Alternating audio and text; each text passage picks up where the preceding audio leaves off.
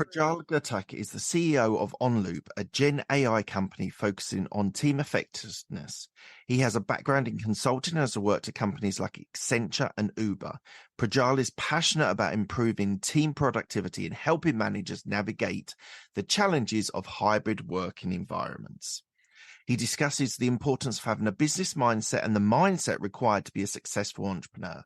He shares his personal experience of leaving a corporate job to start his own and the risks and challenges he faces along the way. Prajal also opens up about his struggles with anxiety and the importance of mental fitness, that's right, fitness rather than mental health, in high-performance environments. He explains how OnLoop is a Gen AI and habit-forming techniques to improve team effectiveness and hybrid working environments.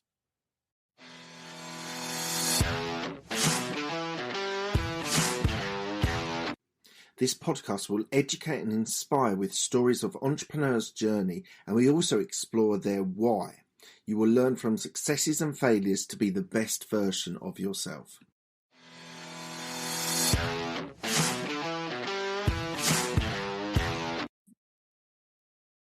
Today we have Prajal Gurtak, who is the CEO of OnLoop, which is a Gen AI company focusing on team effectiveness. Hello, Prajal. How are you today? Good. Thank you for having me, Mark. Absolute pleasure. I think you've got a very impressive CV and you're still quite a young man as well. So I think there's going to be lots of areas that we're going to be able to go into, not just the OnLoop as well. But first of all, the podcast is called Absolute Business Mindset. What does a business mindset mean to you? Yeah, I think when the word business comes up, it usually responds in my mind to a commercial endeavor. And a business mindset is one where you want to bring something to life, and that can be a product or a service or a piece of content, which hopefully makes some commercial sense at some point of time in its life cycle. I think if it doesn't make commercial sense, it would be hard for it to have a business angle to it. And so I would say a mindset that brings something to the world for the purposes of commercial gain at some point in the life cycle of the entity.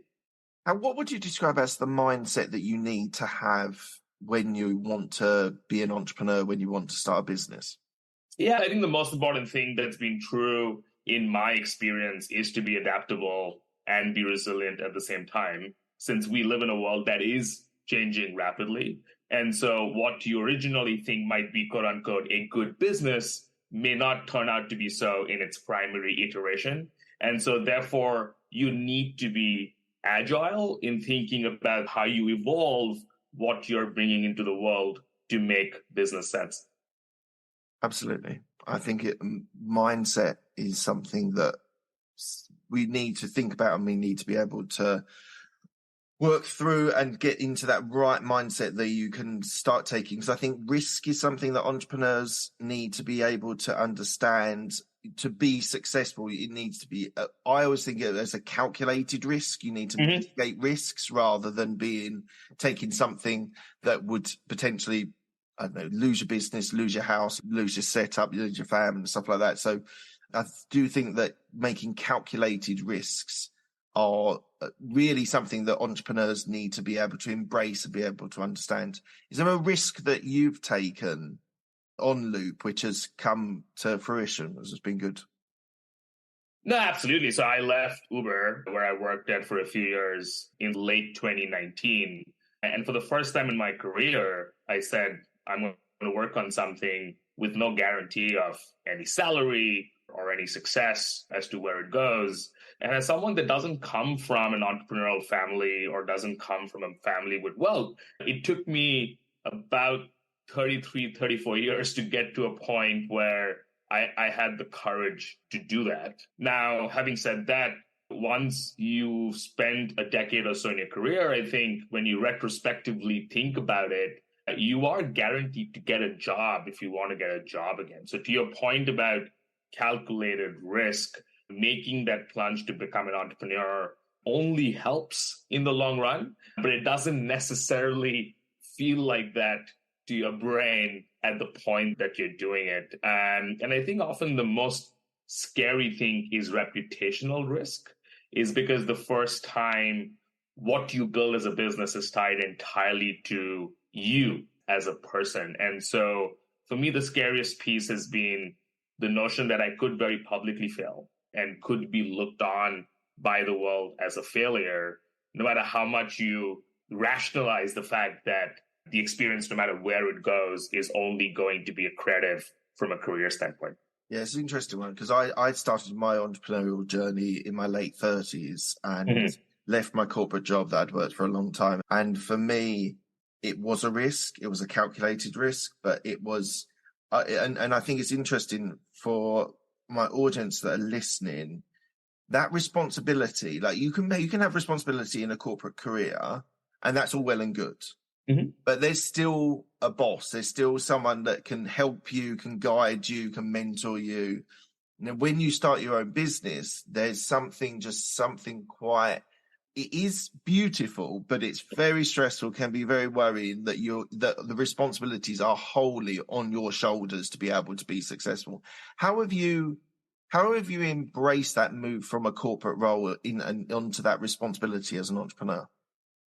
Yeah, I jumped straight to the deep end, right? So I said I will quit my job and I will put a plan together or a sort of narrative together in terms of what I'm going to build and then raise institutional venture capital for it as a first-time entrepreneur. And so I didn't really give myself a lot of stepping stones to get there. And frankly, it did catch up with me in 2022. And starting in May of 2022, I started professionally seeing a psychotherapist. In August of 2022, I got myself an executive coach. And in December 2022, I started seeking psychiatric care for clinical anxiety. And that's not something I would have necessarily predicted. And often businesses are long journeys, and often the toughest parts of it or the ups and downs don't necessarily come at the beginning or at the end. It comes in various points in the middle. And my anxiety got bad enough that I found myself to be extremely unproductive and could often not recognize who I was myself, having gone through the work experience I had. So it was definitely something that was surprising to me. I think it's something that concerned me. But I think the good news is we live in a world where we understand the brain relatively well versus 25, 35 years ago. And it is very easy to recover from quote unquote injuries by driving the same health.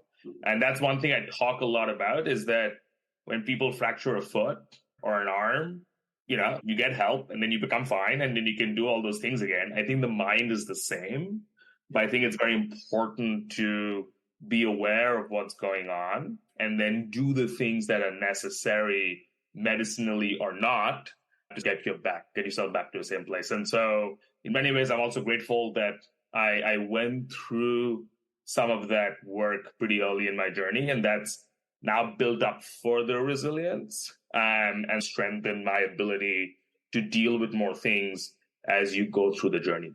So mental health is something that I have introduced relatively recently in every conversation. So we fast forwarded to that point, but thank you for being so open and sharing. If you're happy to just give, because I know as an entrepreneur, it can be quite lonely. And you said you brought in a therapist, you brought in a coach to help you. And I think that's very smart. I think that's a really positive way of being able to get that support that sometimes you don't have as an entrepreneur. But just so from the mental health point of view, and if you're okay being further honest with me, how did your anxiety manifest? Because I'm sure there's people that are entrepreneurs that are listening thinking, am I feeling anxious? Am I depressed? Or like, what, am I just down? How did the anxiety manifest for you? No, for sure. So I think one of the things I've also started getting quite particular about is the language that we use. And I don't particularly like the word mental health. Okay. And I've started using the term mental fitness a whole lot more because people understand the concept of physical fitness. So nobody in their right minds will ever go climb Mount Everest without training, right? But people jump into entrepreneurship, often taking millions and millions of dollars of institutional capital, which you could characterize as the mental equivalent of climbing Mount Everest. And we do that with no fitness training. And so no wonder we get injured and things come out. And frankly, there were physical manifestations of my anxiety that I had ignored for a while. So while I worked at Uber, I had the pleasure, and I still consider the pleasure, to presenting to our CEO, Travis Kalanick, every 3 weeks. And that's an extremely stressful experience because the man is extremely bright and asks very incisive questions about your business. And so for about 3 or 4 hours before each of those meetings, I used to dry heave from stress. So I used to feel like I wanted to throw up, so I would have nausea, but nothing would come out, right? And as I went deeper into my entrepreneurial journey, with any upcoming meeting that I could be rejected, right? Or I could be made to feel stupid or incompetent or any of those things, those sort of signs of dry heaving massively accelerated. So it would often start happening almost on a daily or multiple times a week basis and became more commonplace. That was one thing from a physical manifestation perspective, and often what you're going through your mind comes out in physical ways. The second was that anytime something would go wrong or there was a risk of receiving a piece of bad news, I would A, want to avoid it. And then B, it would often throw me into sort of a vicious down loop of, pardon my French, fuck, everything's going to break down.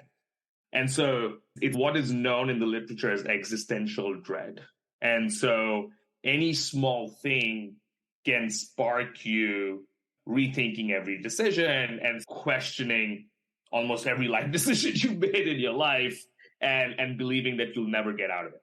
And so it massively reduces your capacity to deal with problems or deal with tough things. And as a result, renders you unproductive. You get very tired. And often, even if you're sleeping well, you feel exhausted constantly from that anxiety. And it just brings down your productive capacity to be able to focus on and do good work. And so it affects things like focus and your overall productivity, which then puts you into a worse cycle because then that's only getting worse. And so there's pretty good literature on it. There's very good YouTube content from the likes of Andrew Huberman or Mel Robbins, or even folks like Tony Robbins that people might have views about him. And so any sort of YouTube search on anxiety in a business context will also help people relate. And actually, for me, while showering in the morning, I often used to listen to 10, 15 minutes of people talking about anxiety because that really helped normalize the experience too. And you then realize that actually what you're going through is very normal. Yeah. And it happens to most folks in the journey of building a business. And you just need to get the right fitness regimes in place to make yourself better. Thank you for being so honest with me and my audience. It's incredible. I've asked that question probably 20 times now, maybe 25 times. It's relatively recent, and you've been open and honest and vulnerable. And I really appreciate you going into that much detail of your experience, because a lot of people feel, even now where we are talking about mental health, there still is an element of stigma towards it. And people hearing what you've said today, hopefully will get people that are suffering to go and get help. Equally, I made a post on LinkedIn a while ago saying it's not just the person that's going through that difficult time. It's the friends and family, people that suspect something might be wrong. Yeah. And all it takes is a phone call or a text or a WhatsApp message, just saying, hi, how are you? How are things? Can really help people, because they realize they're not alone and they're not isolated and they're not suffering. They don't have to suffer on their own, which I think a lot of people, when dealing with serious mental health, they sometimes think they can get isolated and can be on their own very often. And that is the worst thing, because I heard this thing with Simon Sinek, and I'm trying to do this a lot better with friends and family and my wife and other people, is when people are down, don't try and fix it. Sit in the mud with them. is how he's described it. Sit there, be present, be with them, share what they're going through, what their experiences are. And I've implemented that a couple of times with friends and family recently about that. And I've tried to, because I was always a fixer. I wanted to get straight to the point where it was like, let's solve the problem, we can move on.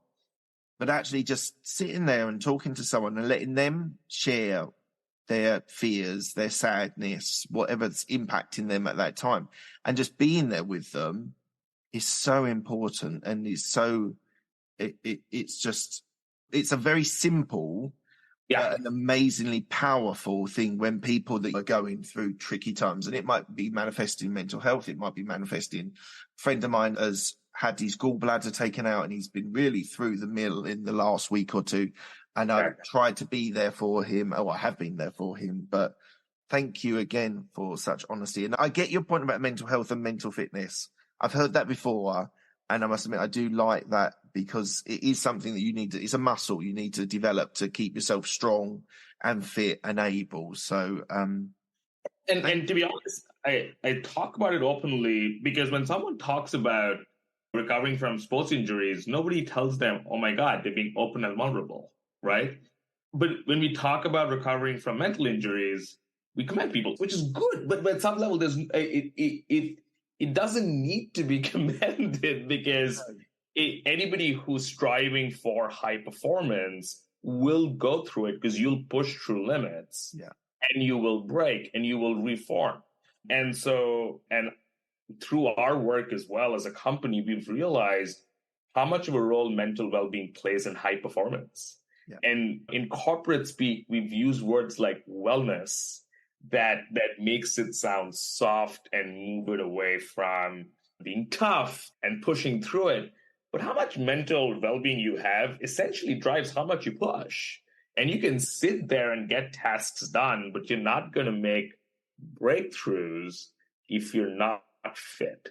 And so it's unfortunate that the dialogue around it makes it tough for people to talk about it. And all I hope is everybody gets to talk about it, because frankly, that just makes all of us fitter and we'll be in a more productive world that will get a whole more done.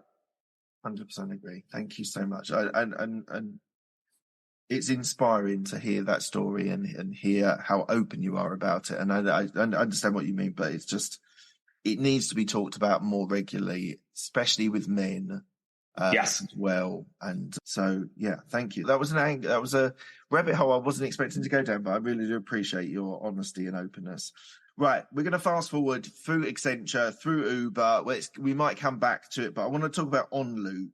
Mm-hmm. So you had a corporate, so as I said, you worked for Accenture for a while, you got your MBA, you then started working at Uber as a strategic planner, and must have been an exciting time to be in Uber, but I want to get on to that decision we touched on earlier, that decision to have a corporate career and then move to have a startup like OnLoop. So first of all, why don't you tell me a little bit about OnLoop and then that transition from corporate to entrepreneurship?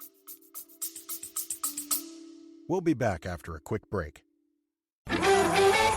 If you're an online business owner and you want to learn what's working right now to generate leads, grow your following, and get paying clients and customers, then be sure to check out the Digital Trailblazer podcast. Each week, we feature online business owners just like you who are launching and scaling their businesses, and we reveal exactly what they're doing to rise above the competition to build a successful, profitable online business. And what's really unique about the Digital Trailblazer podcast is that you're going to learn these strategies directly from the business owners who are putting them into action and getting results. So head over to the Digital Trailblazer podcast. You can find us on all the major podcasting platforms, or just head over to digitaltrailblazer.com for links to all of our episodes.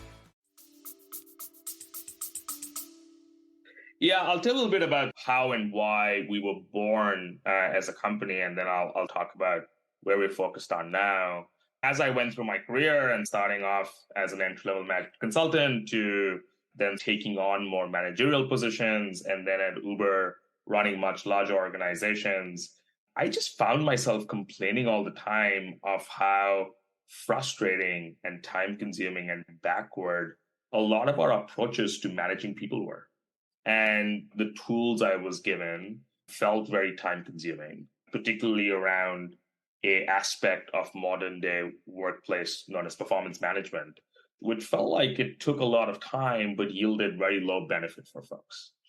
And so when I left Uber, literally within a week of leaving, I wrote a 2-pager document that I called Talent Tech. And Talent Tech is opposed to HR tech, where the goal of Talent Tech is to maximize team effectiveness in the workplace. And there are various pillars of it, and we can go into it as I think about where we want to focus on long term.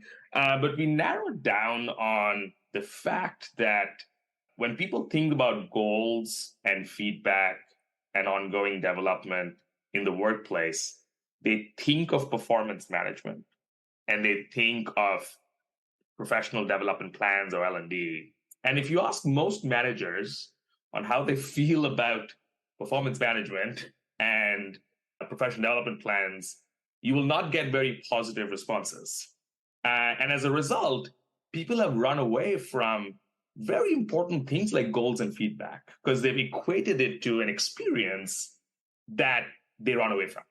And so as a company today, we use the very best of technology. And there are 2 aspects here that we really get inspiration from. One is all of the work we've seen in the fitness industry around forming the right habits, as well as the advances that we've seen in generative AI and the ability to give people superpowers, especially around language, to really focus on what we consider the 5 things that really matter for everyday clarity in a team. And those 5 things have a hierarchy to it, and we call that the collaborative team development or CTD pyramid. And at the very base of it sits team well-being and tracking, as we're talking about where people's productive capacity is. The second layer is understanding each person's goals, and goals in the form of targets, projects, or skills, not OKRs or company goals, but actually what each person's work translates into day by day. And then 2 layers of feedback, both to help people identify what we call superpowers, as well as their blind spots through both recognition and constructive feedback. And then finally, ongoing everyday development.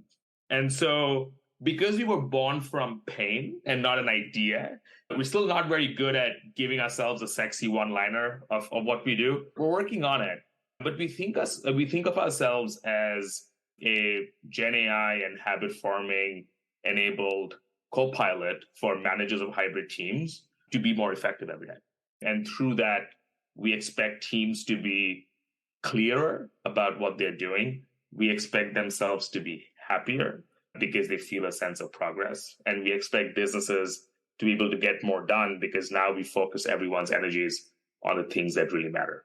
Prajal, how can you make performance management exciting and interesting? It's the absolute bane of my life in corporate, just because we did it every year and then there were 6 monthly reviews and it all felt very process driven rather than actually personalized and thoughtful on how you could develop within the organization. I was quite lucky. I wanted to, with a mentor that I worked with in my corporate career, I know I was quite entrepreneurial. I was reading entrepreneurial books. I was reading self-development books and personal development books. So with me and my mentor, I was driving my career forward. A lot of people in corporate work in a job until they've spent enough time in that job to then move to the next job. There's not necessarily a great deal of direction or thought on what they do. It's just they spend 3, 5, whatever it is, a number of years, and they've gained enough experience, or you've done the time and then you get promoted.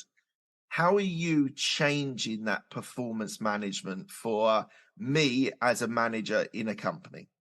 Yeah, so I think a few things. One is performance management will never be fun, and therefore we need to get rid of it. Okay. Now, that doesn't mean that we don't seek to better understand people's goals and receive better feedback and grow over time. So think about going back to the fitness analogy, think about working out and being fit as things like goals and feedback. And think about a really moldy, dirty gym as performance management, right? And we've now lived in a city for 40 years where the only gym is really smelly and moldy. So anytime you tell people to work out, they're like, oh my God, this is the worst thing I can do for myself. Yeah. And so therefore, people are not going to start working out if the only gym in town is a moldy gym. Yeah. And so we look at performance management as a backward system of record that exists largely for paperwork. However, when we think about collaborative team development, that becomes a forward-looking system of action that drives the right habits and day-to-day. And you said a very important thing earlier when you spoke about your mentor early on in your career. And some people are lucky to have the right managers who've been able to be good at managing despite terrible products and approaches. Yes. And we believe that there's no manager in the world who shows up to work every day and says, I'm going to be a shit manager today. Mm-hmm. But we just have, in the same way that no person who's overweight or unfit deliberately tries to be, they just haven't found the right approach to have a frictionless way of getting better. And so when the Fitbit first came out with 10,000 steps, that was magical for people because then they now had a simple, tangible thing to chase that could build better habits. And so if we need to get people fit in the workplace, and that's really our job as a company, we need to be thinking about the right habits, tools, and processes that make getting fit fun. And fitness in the work context is your well-being, is clarity on your goals, is getting good and better feedback, is learning, growing all the time. And so, which will drive your day-to-day performance and will drive how much you grow and contribute. And so that's what we try and make sexy again. We will never make performance management sexy. And therefore, we believe that the only way we change it is by building a fundamental new category. So I think you're really important because what I was going to say was there are people that are good managers, managers of people. Yes. There are people that are very good at their job. Mm-hmm. Sometimes they are distinctly different when it comes to performance management, talent management, personal development. Mm-hmm. And I think that's, if you can make the right people support the other lower, like the juniors, let's say, that's going to, and you mentioned about hybrid working, which seems to be critical to what you are talking about.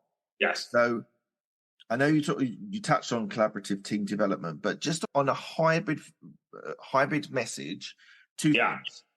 Do you think hybrid working will continue into the next decade? And if so, how are you going to be able to help those employees who would have been able to have a water cooler, cup of coffee conversation to be able to develop themselves in their job and their career? So do we think hybrid's going to continue, and how do you help people get that collaborative team development? Yes, I think the genie's out of the bottle. Hybrid is here to stay, and it will only expand multifold in the decades to come.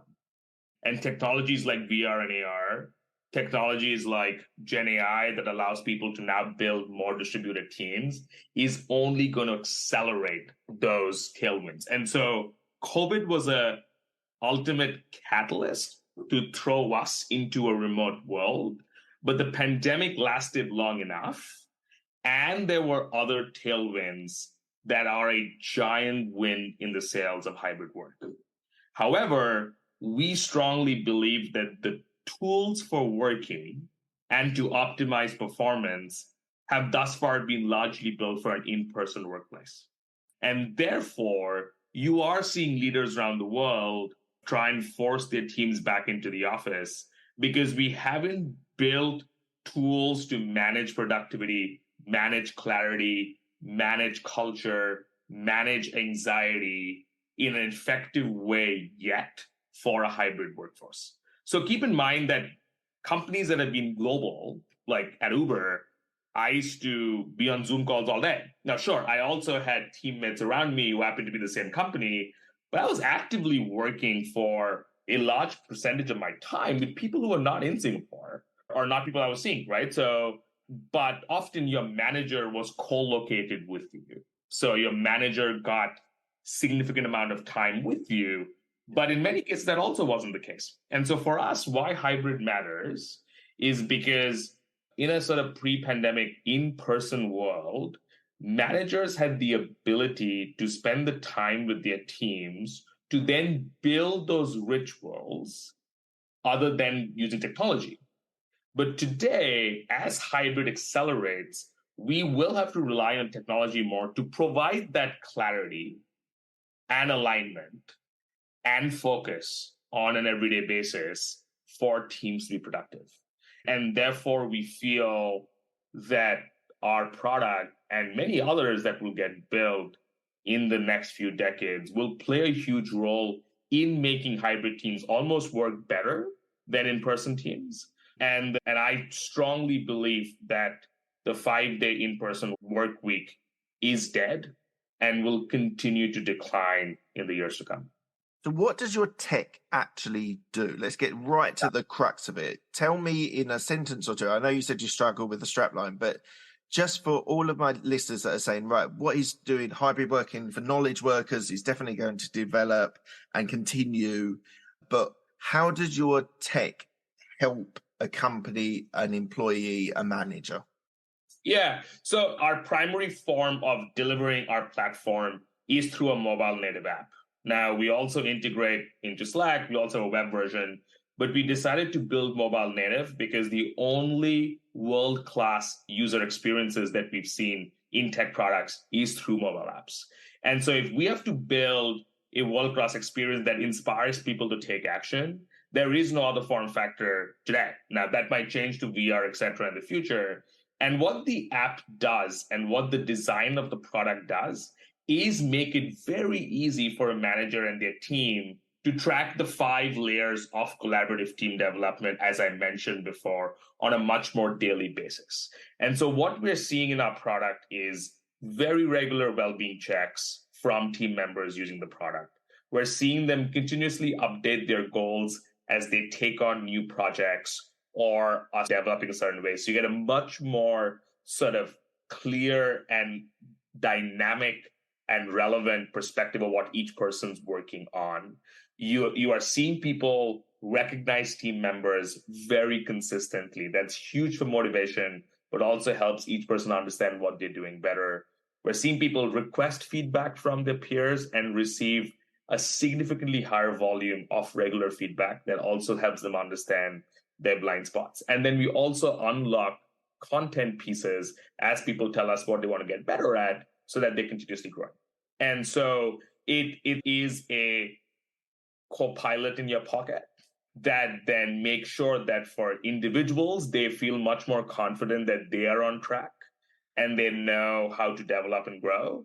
And then for managers to feel like they have certainty over what their teams are working on and they're progressing. We're also working on how we can collapse all of that into what we call a clarity score to also give people intelligent next actions to get better. But we drive a much more frequent habit-forming loop around the things that really matter to drive high performance in the workplace. And is the AI part of it? It's learning from every client engagement that it has, and it is assimilating the information and then becoming better at suggestions and being able to help the managers or help the bosses be able to work with their employees. It's learning all the time. Was there at one point, did you put a data set of information that you've had from an employee or something from a company into the AI, or is it learning as it goes? Yeah, so people are going to massively mess up how to think about AI as AI now becomes mainstream. So I think there are a few things to parse out here.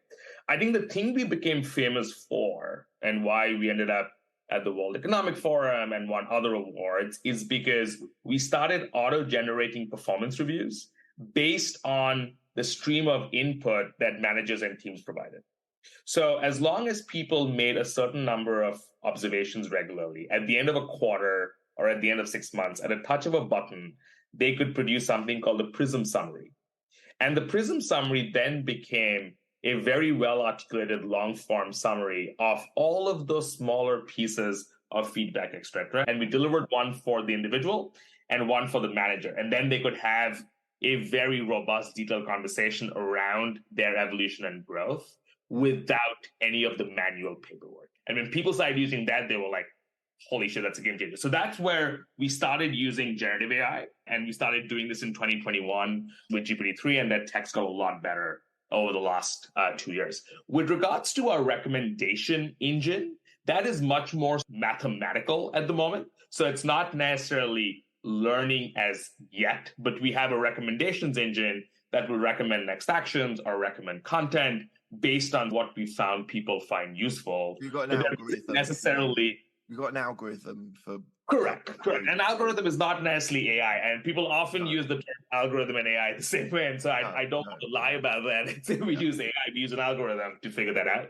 And now we're using Gen AI in the front end of the product where we can take a lot of unstructured notes. So we can take one-on-one notes or raw pieces of feedback like this person doesn't respond to emails or showed up late all the time, and give managers eloquent superpowers to then extract feedback and track progress in a much clearer way. So we're much more Gen AI focused and how we can use Gen AI to give managers superpowers versus necessarily building an AI recommendations engine yet, although I'm quite sure we will in the months and years ahead.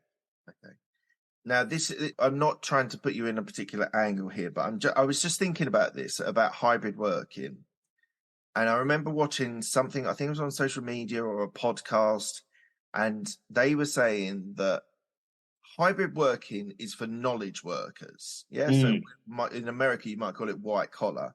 But what about all the blue collar workers, the chefs, the retail workers, the manual workers? All these people don't have the advantage to have a hybrid working because they need to be on site. Yes. How do you counter that when you say that there is still a place for hybrid working? Because a lot of banks and things like that in the UK are saying we want people back in the office more and more, but this is very much for knowledge workers. Why should knowledge workers get the advantage of hybrid working where there's a huge swathe of the population who have to do a job on site?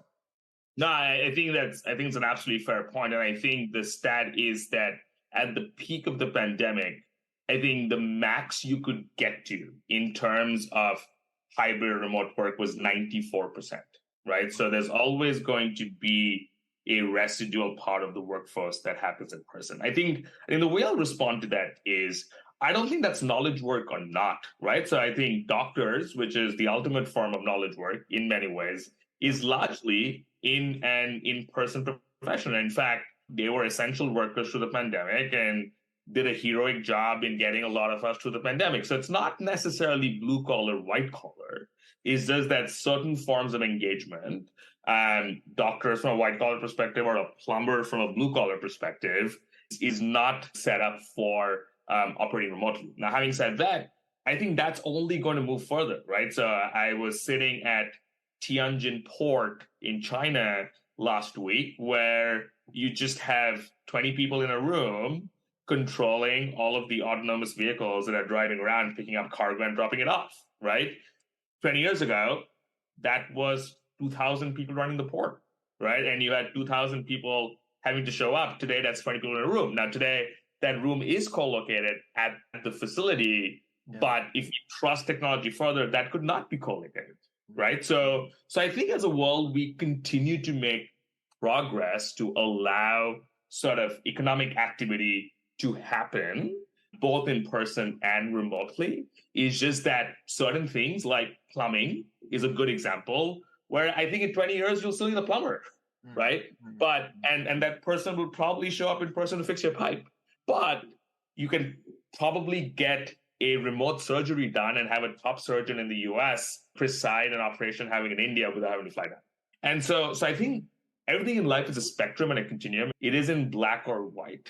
But I think we continue to move to a world that is globally connected and able to perform activity across borders. And I think that's a very exciting outcome for the world. And I'll use another quick example. If you were a travel guide 5 or 10 years ago, you had to be in person. But in 5 years, we'll all be wearing VR headsets with a travel guide doing travel guides remotely. And so and I think studying history is very important, because we study history, we realize all of the changes we're seeing now, various versions of those changes have happened in the last 100, 200 years. They're not particularly unique. They're just a sort of exponential progression of what we've seen before. And so I think we often, as human beings, we do operate from fear, right? And we spoke about anxiety and all of those pieces. But I think history will give us peace that any new technological breakthrough only creates economic prosperity. And things like generative AI or VR or AR or the metaverse is only movement in the right direction. It's interesting. I saw this great thing was just typifies the actual reality in history. And it was a picture of this whole ethos that now we've got mobile phones, we don't communicate with each other properly, and they gave an example of like today, everyone standing on the like waiting to get their train, and they're all on their phones reading an article, watching TikTok, whatever it is. But they dropped back to another picture in the 1950s, and no one was talking to each other then. They were standing there with a paper, whatever your flavor of paper was. So like this whole ethos that technology is actually like is stopping us communicating is actually complete rubbish, because in reality humans are humans.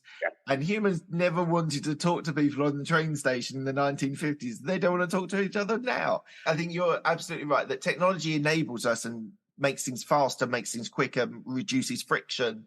And that's one of the ways that you're going to be successful in the tech industry, is reducing friction of whatever the transaction that you're doing there. So I think we do need to keep a check on people's expectation. I think historical references are very important for us to see where we go forward as well and learn from mistakes or situations.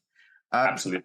We're going to ask the 6 questions in a minute. I just want to ask you, what's the plan for the next 2 to 5 years for you? Yeah, I think for us, it's really about getting the product and the customer base to scale with our current product. And we think that in the next few months, we will be able to make astronomical strides in the reduction of friction for things like goals and feedback using Gen AI that will allow us to massively grow our user base, also make it easier for people to adopt the product, maybe even without talking to anybody on our team or through a salesperson. And so I'm very focused on how we use the very best of what's going on in the world to continue to serve the mission that we serve, is to drive enhanced clarity and focus for hybrid teams every day. And then as that sort of gets to more maturity, there is a very wide swath of things around sort of knowledge worker productivity and ROI that I'm very focused on to keep working on for the rest of my life. Amazing. Okay, we're coming to the end of the interview. I asked the same 6 questions to all of my guests. They're quick-fire questions. They don't need a quick-fire answer. First one is, what's the best decision that you made? To marry my wife. Amazing. How long have you been married for? Just slightly over a year.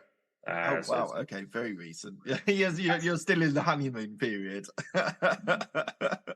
It's getting better. So I feel like I love her more every day. And so it's still on the upward trend.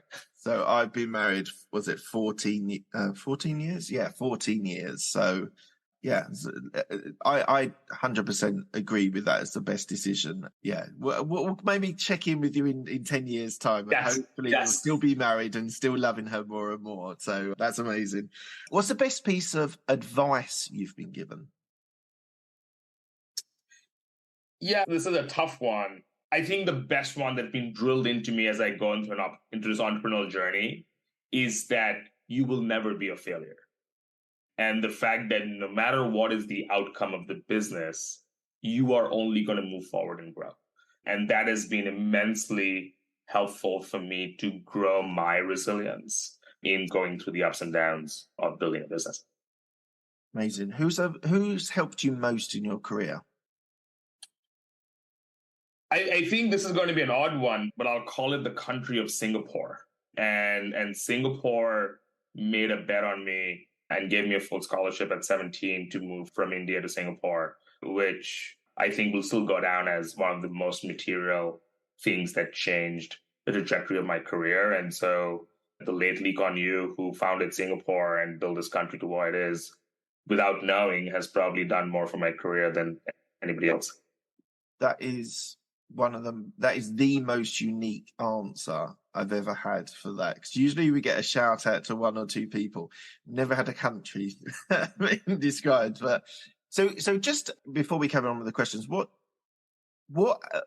like I've been to Singapore and I love it as a city state. I think it's an amazing place. But just to give people an insight, what's the pros and cons of Singapore? What has it given you, and what perhaps are the challenges that you've got there?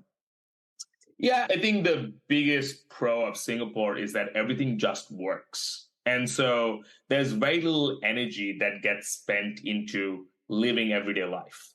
And so therefore, you can then reserve all of that energy to pursue whatever you want to pursue in the world. And for me, trying to build a global software business makes Singapore a very easy base to operate out of, and access to a world-class airport that gets you direct to most places in the world except Latin America. And so I'm allowed to operate a largely seamless global existence from a tiny country, right? So that's how I would encapsulate what works really well. Obviously, very low crime rates, very low tax rates, as a quality of life fantastic. I think what people often look at the cons is, one, sort of the size of it, right? And the fact that to really access any meaningful market, you have to leave Singapore. And I don't really see it as a con because I've lived with a global mindset for a while, and so that doesn't feel like a barrier, but for some people, it does. I think the second thing that comes up is that it doesn't have seasons. And so it has the same consistent weather every day that doesn't allow people to feel a sense of renewal or excitement or change, which often some people need to be motivated. And I think the third is that it's a pretty strict society and quite conservative and mainstream in how it looks at things, right? So, for example, same-sex marriage is still not legal. Drugs are punishable by death. And so there are rules that some people often find constraining to live. There's not a full freedom of speech. And so depending on who you are, I think a lot of people might find that constraining in how they operate. And so the best way I put it is that Singapore doesn't work for everybody, unfortunately. But if you fall under a certain sort of bucket, it works incredibly well. And so for me, it works incredibly well. And for me, it's the world's best country for who I am. But that may not always be the case for someone else. Okay, super. Tell me about a regret that you have. Not being more financially disciplined early on in my life and not really thinking about managing finances well. And I think that being able to manage your burn and be able to save money gives people more freedom and more ability to do things. And I could have probably embarked on my entrepreneurial career even earlier. And again, life's a sample size of one. You can't A/B test it. So I wouldn't necessarily change anything. From that perspective, I don't have the word regret in my dictionary because one thing can change many things. And I'm quite happy with where I am with a sort of full set of variables. But I think financial discipline and knowledge of money early on gives people a superpower. Okay. What are you most proud of? I think the ability to come back from anything that has hit me and a belief that I can take on the world and take on any challenge that it throws at me. Some might be harder than others, but the fact that I feel resourceful and whole and confident to navigate whatever the world has in store. What does legacy mean to you? People referring to work that I might have done in a way that is positive and meaningful and people can add on top of to make the world better. Amazing. And lastly, where can people find you if they want to reach out to you? Yeah, so I'm always on LinkedIn, and often my company name is easier to find me. So it's OnLoop, and onloop.com is our website, and OnLoop's our company page on LinkedIn. My full name is Projal Ghatak, and as far as I know, there's only one of me that would show up on LinkedIn, so that's Projal, and my last name's Ghatak, Ghatak. I absolutely love hearing from anybody who listens to any of my content and it resonates. So I read everything, and so I'd love to hear from anyone that felt like this content affected them positively or negatively in any way. Amazing, Projal. Thank you so much for your time today. It's been an absolute pleasure. Thanks so much. It's been a joy. Thanks, Mark.